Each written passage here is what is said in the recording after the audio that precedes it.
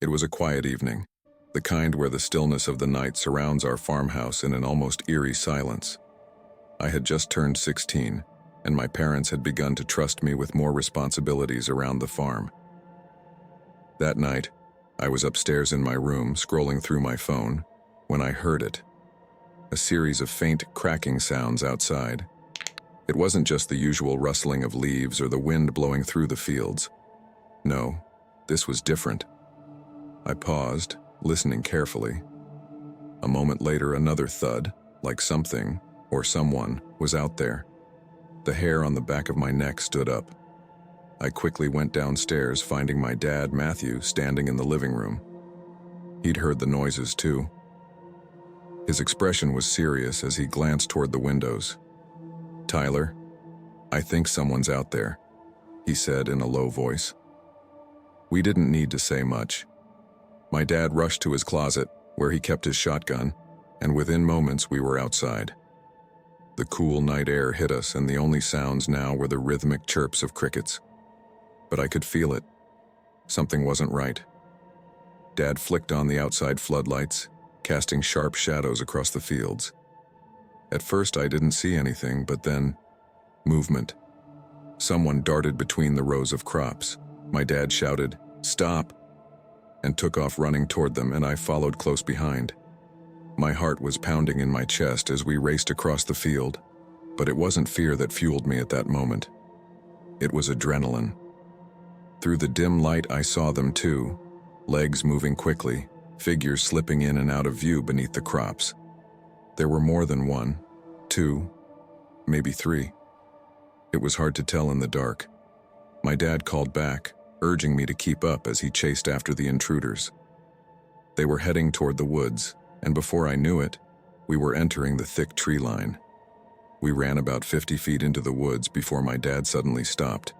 His arm shot out, signaling me to halt as well. My breathing was ragged, and I was bent over, trying to catch my breath. The night was still again, but not in a comforting way. It was the kind of silence that made the hairs on your arms rise. Then I saw it, or rather, him. A man stood just 10 feet away from us, partially hidden by a bush. The pale light of the moon illuminated part of his face, and for a moment, neither of us moved.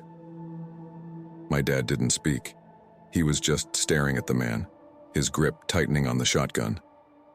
I was frozen, trying to understand what was happening. That's when I heard another sound, a leaf crunching. I turned my head slightly and saw another figure, standing equally as close. Panic started to creep in. Then, as my eyes adjusted to the darkness, I realized there wasn't just one or two people. There were more, 7, 8, maybe even more, all watching us, their faces barely visible in the moonlight like ghosts standing in the shadows. My dad slowly glanced back at me, his face tight with tension. I knew what he was thinking before he even said it.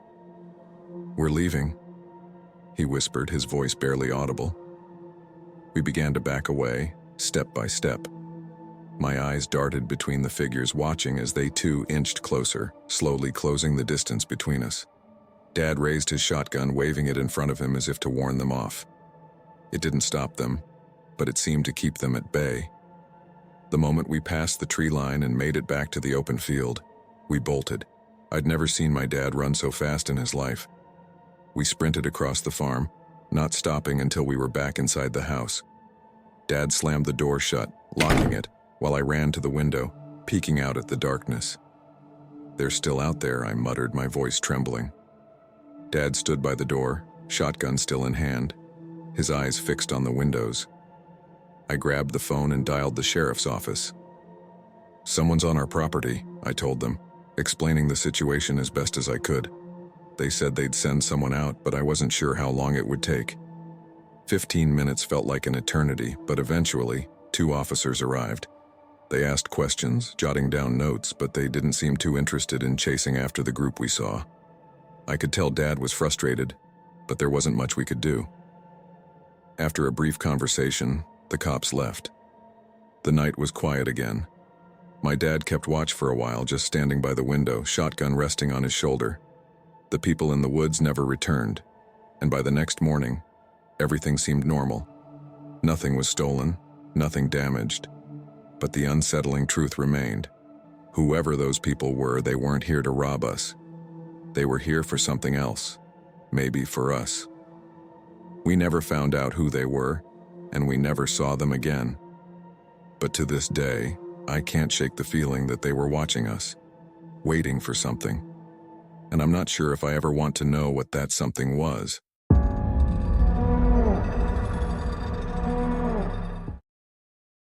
I was 15 years old, just starting high school. My parents had recently begun to trust me enough to leave me home alone for the weekend. It was a big deal to have the house to myself, so naturally, I invited a few friends over the first night. We stayed up late laughing and watching movies, but by Saturday night I was alone.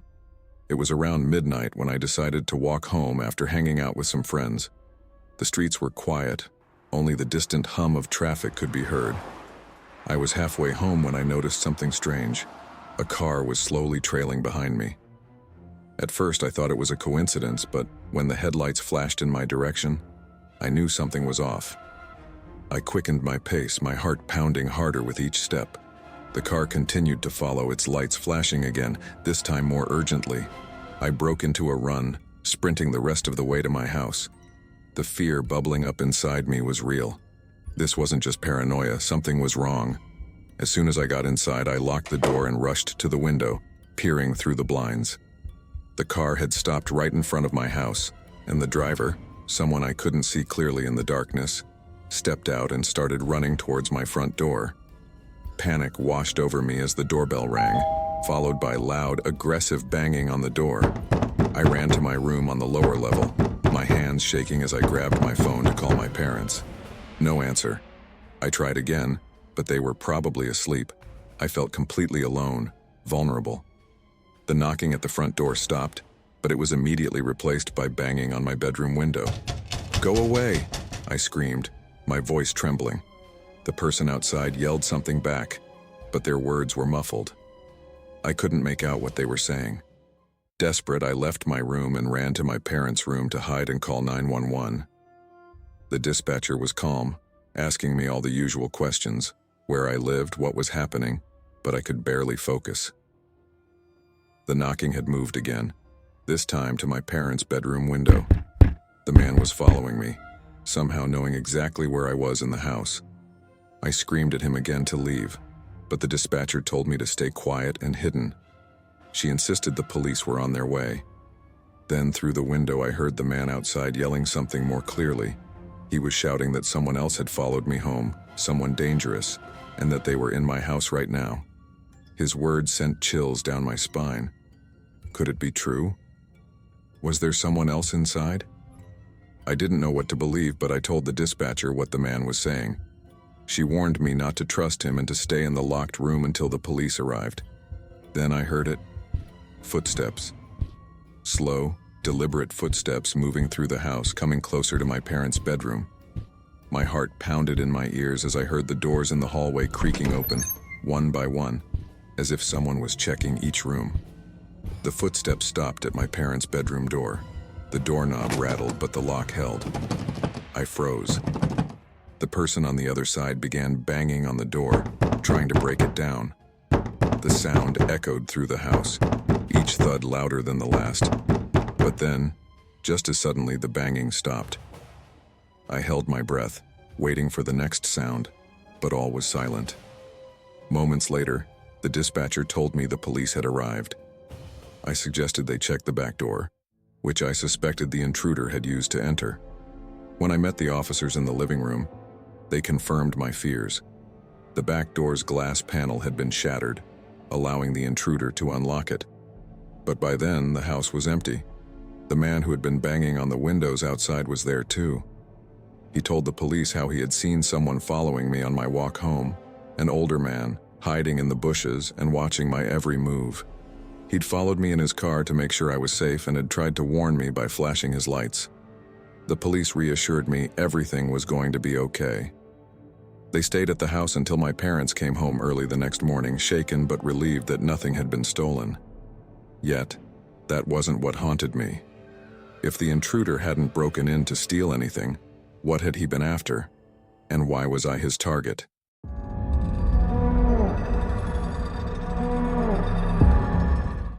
My parents' divorce was messy, but at least my mom came out of it with 2 of the 6 houses my dad owned. You see, my dad runs a successful real estate company, so he had properties scattered all over the place. I'm 24 now, so I can pretty much stay wherever I want. These days, I've been staying at one of my mom's places mainly because I'm closer to her. Mom usually spends a lot of time at our beach house, which leaves me alone in the main house. I've grown used to it. Being on my own doesn't bother me.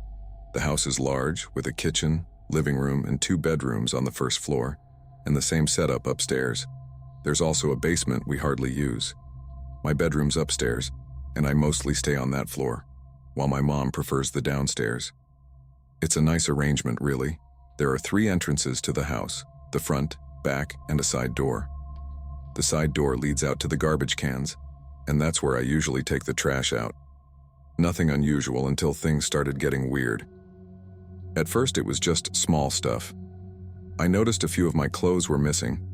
Not a big deal, I thought. I tend to be a little messy, so I assumed they were misplaced. I called my mom to ask if she had taken anything while I wasn't around, but she said no. We live on separate floors, so she never really goes through my stuff. Still, my favorite shirts and a couple of jackets were nowhere to be found. I even searched my car and checked the downstairs where my mom stays, but they just vanished. Eventually, I shrugged it off, thinking maybe my friends had borrowed them, or they'd turn up on their own. Then one night I was lying in bed watching a movie on my laptop. I like to sleep with the door slightly cracked open when I'm alone. It helps me hear if anyone tries to break in. Mid-movie, my bedroom door suddenly closed. Not a soft close either. It wasn't quite a slam, but it was enough to make me sit up. I chalked it up to the ceiling fan and the windows being open, creating a draft. It happens sometimes. But then, I heard something in the hallway, just outside my room. My first instinct? I jumped out of bed and rushed to the door. Most people would probably stay put, but I needed to know what was going on. The hallway light was off, so I flicked it on and stepped out. I looked around, no one in the living room, nothing out of place. It wasn't enough to ease my nerves, though. I made my way downstairs to check the floor my mom uses. Again, nothing. That's when I saw it. The basement door was ajar. The light for the basement is one of those pull-down strings, so I tugged it and stepped down. The basement's rarely used. It's got a couch, a TV, a couple of workout machines, and a small room with a punching bag. 4 doors lead to closets, and then there's this tiny crawl space with a little door you have to crouch to enter. We never go down there. Out of the corner of my eye, I saw it. The little door to the crawl space moved. At that moment, my heart froze. I stood still, barely breathing. Then, an arm reached out from the darkness and slowly pulled the door shut. I didn't stick around to see who or what it was. As quietly as I could, I backed away and went upstairs. I didn't want to alert whoever or whatever it was that I'd seen them. Once I was safely upstairs, I dialed 911. There was no way I was handling this on my own. The police arrived quickly, lights flashing but no sirens. They entered the basement cautiously, guns drawn, and ordered the person inside the crawl space to come out. When the door opened, a man, probably in his 50s, bald, and with a face that looked almost comically squished, stepped out. He had his hands up, wearing one of my shirts. My heart dropped when I saw that he had more of our belongings. My clothes, my mom's clothes, all stashed inside that tiny crawl space. And the smell. The place reeked of urine. How long had he been down there? The police arrested him, charging him with third-degree burglary. Somehow, that was all they could pin on him. I still don't know how he got in. There was no sign of forced entry, no damage anywhere, except the side door. I must have forgotten to lock it after taking out the trash. Looking back, I can't shake the thought that someone could have been living in my house, right under my nose, all because of a single unlocked door. It's a lesson I won't forget.